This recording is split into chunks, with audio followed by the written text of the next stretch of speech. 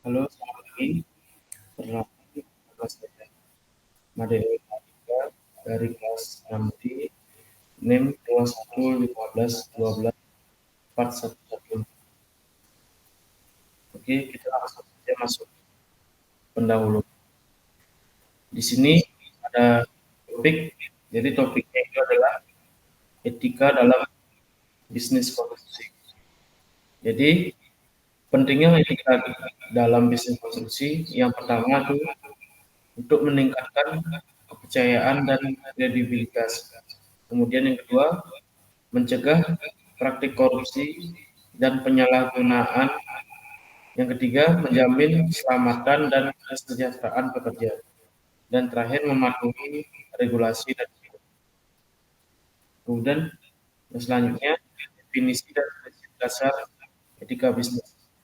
Jadi etika bisnis adalah panduan moral yang mengatur perilaku dalam bisnis. Jadi ada beberapa prinsip dasar. Yang pertama yaitu kejujuran, transparansi, tanggung jawab, keadilan, dan rasa terhadap semua pihak terkait. Kemudian yang ketiga ada kepatuhan terhadap regulasi dan hukum. Jadi mengapa ini penting? Yaitu adalah yang pertama untuk menghindari sanksi hukum. Yang kedua, melindungi reputasi perusahaan. Yang ketiga, menjamin kualitas dan keselamatan proyek. Contohnya seperti peraturan bangunan dan produksi. Yang kedua, standar keselamatan kerja. Dan yang ketiga, peraturan lingkungan. Kemudian di sini ada keselamatan kerja dan tanggung jawab terhadap pekerja.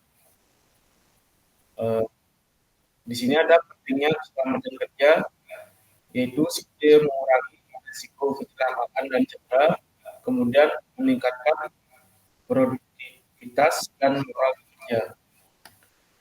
Kemudian ada tanggung jawab perusahaan, di mana kegiatan pelatihan keselamatan menggunakan peralatan perlindungan yang tepat, memenuhi standar keselamatan internasional.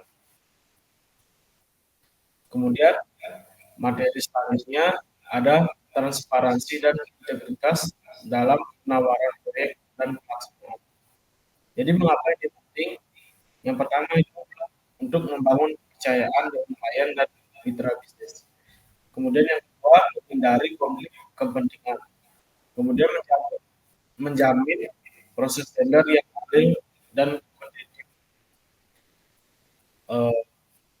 Praktik terbaik itu adalah publikasikan kriteria evaluasi secara terbuka, kemudian hindari pemberian atau penerimaan suap, kemudian yang terakhir laporkan setiap pelanggaran etika. Jadi proses contoh kasus nyata dan pelajaran yang dapat diambil. Jadi di sini saya mengambil contoh kasus dalam skandal korupsi proyek infrastruktur di Brasil, di mana deskripsi singkat pada tahun 2014 skandal besar terkait korupsi dalam proyek infrastruktur terungkap di Brasil, dikenal dengan sebutan operasi cuci mobil. Skandal ini melibatkan beberapa perusahaan konstruksi besar yang terlibat dalam suapan untuk mendapatkan kontrak dari perusahaan minyak negara atau Petrobras.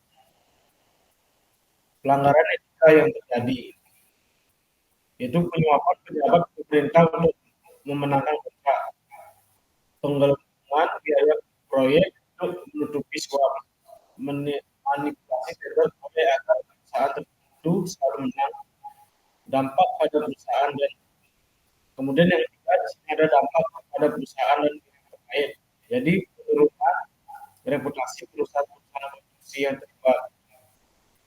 Kemudian penurunan kepercayaan publik terhadap pemerintah dan industri konstruksi. Banyak perusahaan yang terjadi dan di penjara. Proyek infrastruktur tertunda atau dihentikan merugikan ekonomi negara. Kemudian ada pelajaran yang dapat diambil pentingnya transparansi dan akuntabilitas dalam proses tender dan pelaksanaan proyek. Perlunya sistem pengawasan yang ketat untuk mencegah praktik korupsi. Dan yang terakhir, implikasi jangka panjang dari pelanggaran etika bisa merusak reputasi dan keberlanjutan. Kemudian penutup. Jadi dari kita yang pertama dalam korupsi, prinsip dasar dan kepatuhan pada bereksekusi dan keselamatan kerja dan transparansi dalam personal. Ajakan terapkan etika dalam setiap aspek pekerjaan. Jadilah teladan dalam rekonstruksi dan komitmen untuk menciptakan lingkungan kerja yang aman, adil, dan transparan. Demikian sesi saya tentang etika bisnis dalam